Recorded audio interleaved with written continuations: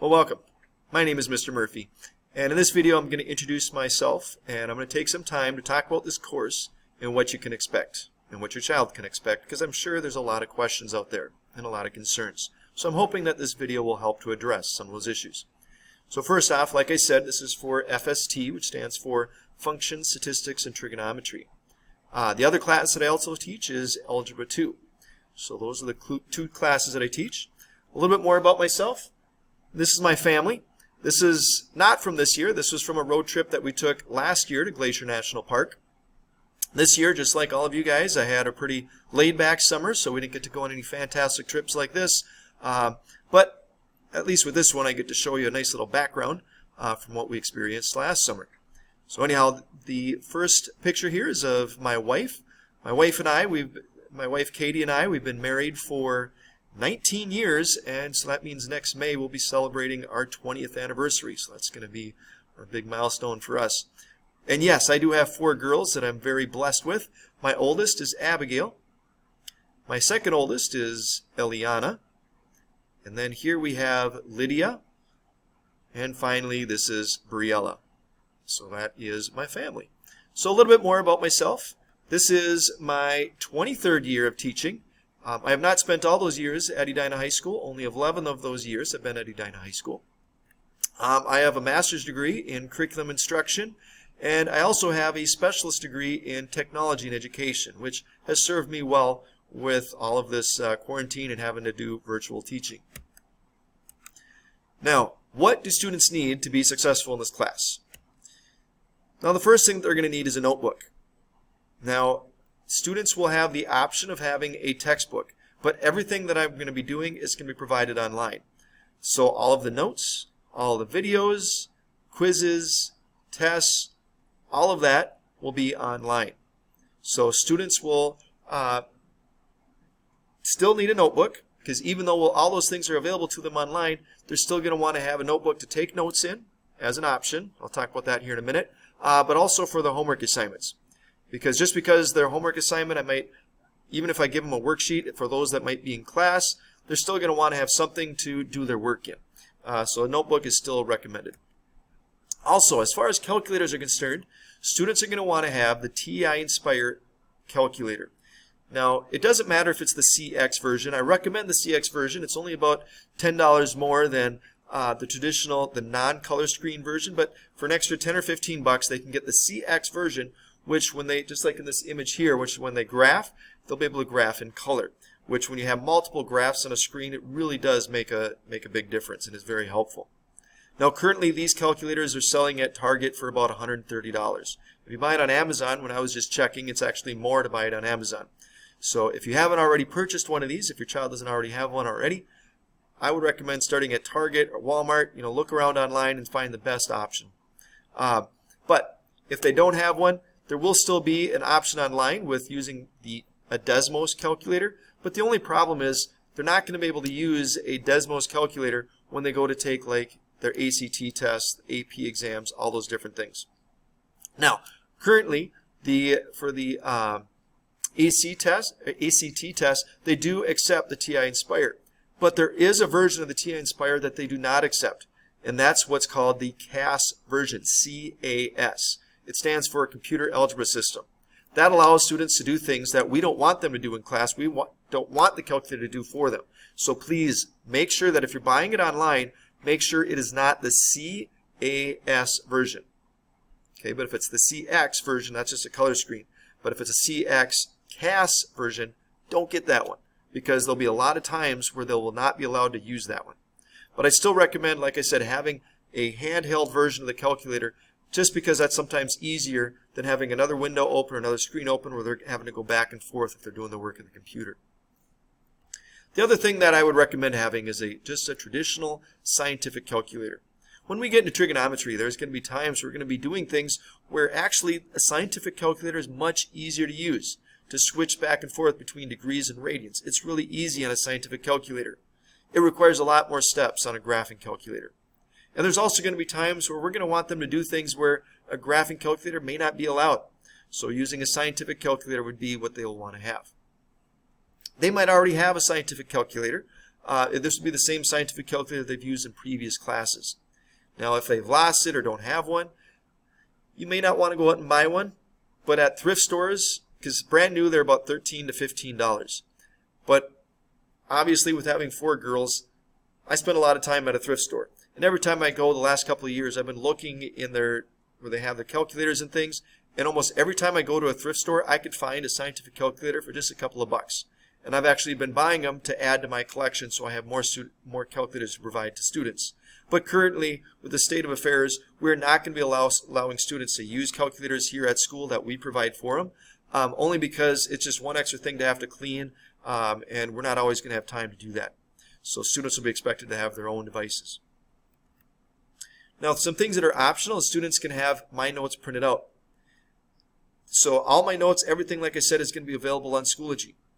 And so with the videos, if students want to have notes to follow along with for the videos, those notes will be provided online. They're not required, but some students find it a lot easier to do the class, with especially when we're doing things with graphing, doing with tables, having that stuff available to them so they can just follow along with the notes. That's not required, though. So if they do print out my notes, I would recommend then having a 3-ring binder just to keep everything all organized so it's not just a complete mess of all the papers that they're printing out, maybe for some of their other classes as well. Now, the grading. The way that this class works is we have a slightly adjusted grading scale. FST, the way this curriculum that we use, is a little bit trickier. And so traditionally we use a adjusted grading scale where instead of the lowest A being in 90%, the lowest grade is for an A is an 88%. So just think of it as double digits. So lowest A is an 88, the lowest B is a 77, the lowest C is a 66, and then the lowest D is a 55. So it's an adjusted grading scale. And also, currently we're going to do 20% formative, 80% summative. I don't see that changing, but as we have more and more meetings and talk in the next couple of weeks about things and how testing and all that is going to work, that might change. But currently this is what we're set on. Now, retakes. Okay, when students take a quiz, as a high school policy, we do not allow retakes on quizzes, on formative assessments. But on a summative assessment, they can have up to 1 retake per chapter. And that only applies, though, to students that get a solid C or under, which for this class, that C would be at a 72%. So if a student gets a 72% or under, they can retake that assignment or that test, but they must do that before the next test takes place. And one of the things too, when they retake it, they can only take up to a 72%. So as a parent, you might want to know, well, how did they really do when they retook it? So they got a 72%. I see that on their grade book after they retook it, but what grade did they actually get? That would be really helpful. So what I do is when students retake a test, if they retake it and get like an 85%, what I'll do is I'll put that in the comments section. So in that way, you as a parent can see what their actual score was. Now, if a student does poorer on a retake, because sometimes that happens, than they did originally, then I will still put that in there. I won't change their score, but in the comment section I'll say they did retake it, but they scored less than their original score, so their grade didn't change. Now, before they retake the test, before the next coming test, some things have to happen. They first have to show me that they've completed their homework assignments. So if they're an AVA student where they're all online, they'll take pictures, submit that to me, so that way I can see that they've done the homework. And that work that they show me needs to also show me the work, not just the answers, because we do provide the answers online as well, so students can check their work. But that does not mean that they just copy down the answers. Okay, they have to show me work, demonstration that they've actually done the assignments. And then students will meet with me during the office hours, whether it's in person or online. Hybrid will have the option of doing in person or online. I'll talk about my office hours here in a little bit. But they will have that, but they will need to do that, so in that way we can talk about what mistakes they made, so I can feel comfortable and they can feel comfortable knowing that when they retake it, that we've addressed the issues that they struggled with. Now, here's a question that I know as a parent I would be having, that I know that you're having as well, and that's, how is class going to look for my child? Whether they're a hybrid student or whether they're an AVA student, what is it going to look like? Now, I want you to know that I've spent a lot of time trying to figure out how to make this happen and how to make this work. I sat down as a parent of, now my oldest is going to be in high school this year. So as a parent of my own girls, I was wondering, what would I want for them? If they were a hybrid student, what would I want? And what would I expect their teacher to be doing? If my student was online 100% doing AVA, what would I want for my child? So I had to look at it, I looked at it from that perspective, but I also had to look at it from the perspective of being a teacher and what can I offer to make sure that I'm managing my own stress, my own mental health, and because I want to be 100% present for your students, but I also want to be 100% present for my own children and my own wife at home. So I'm trying to figure out how to manage all of this to keep myself sane. So here's what I've currently landed on, and this is what I'm currently going with. But like I said, this could change as the weeks progress. I might have to adjust, and who knows, at some point we may all have to work virtually anyhow. I'm hoping that's not the case. But the way that I'm going to do this is what's called, in the education world, it's called the flipped model. Where instead of me teaching in class and then students doing the work at home, where oftentimes that's where they're going to struggle, I'm going to flip it around. So what students are going to be doing is they're going to be watching the videos for the lessons. No matter which group they're in, they're going to be watching the videos online at home. Those videos will take about 20 minutes of video. 25 minutes I think is the longest. But students will watch those videos from home and not necessarily do an assignment at home unless they're AVA students. What's going to happen then on Mondays and Tuesdays, those students in Group A, which would be the A through K in the alphabet, they're going to be coming to school on those 2 days. And they're going to be getting personalized attention from me. And the way that's going to work is I would start out the day, that class period, I would start with the warm-up activity. Because they watched the homework video, or they watched the lesson video the night before. They probably did that with a bunch of other videos, and so they're probably going to need some kind of refresher. So that's what the warm-up activity is going to do. It's going to refresh what they were doing the previous night. So we'll do that warm-up activity in class. They'll be working on it. I'll be available to answer the questions. We'll go over that warm-up activity. That will be followed by just an opportunity for them to ask questions from the video that they watched the night before and the notes that they took. And then the rest of the class period will be spent on them working on their assignments in class and hopefully getting that assignment done. I'm going to shorten the assignments, try to make that more feasible, more doable in 20 minutes in class. Now, I'll be moving around the room addressing those students in class. Now, those students that are hybrid, I'm going to actually require them to do the same thing. They're going to log in during their normal class period. And that'll be their attendance-based assignment. They'll log in. I'll be able to see which students logged in for that class period. They'll be able to do that then and partake in the warm-up activity. So in that way they can see that problem that we did in class. They'll be able to even ask questions online.